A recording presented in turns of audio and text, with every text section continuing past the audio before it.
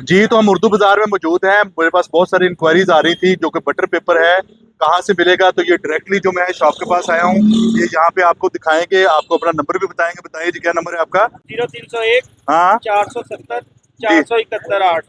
0301 470 471 8. ہر طرح کا butter paper in کے پاس اویلیبل ہوتا ہے. بھائی ایک شیٹ نکال کے دکھا دیں, رم کا سائز بتا دیں ذرا. یہ شوارما سائز ہے. جی بالکل ٹھیک ہے.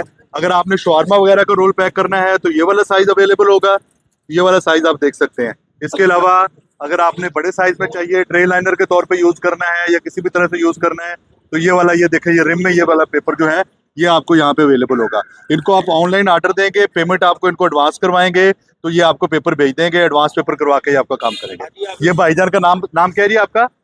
رضوان ہے میرا نام ہے سر, لیکن سجاد بردر دکان کا نام ہے. جی میرے ہی نمبر پہ آپ نے رابطہ کرنا ہے, یہی سارا. سجاد بردرز دکان کا نام ہے, ان کے نمبر سے رابطہ کرنا ہے جی. پائنیئر ڈیجیٹل اسٹوڈیو کے ریفرنس سے لوگ آئیں گے جی. آپ نے رائت بھی کرنی ہے اور ان کو پیپر بھی دینا ہے. انشاءاللہ تھینک ٹھیک. یو. مبین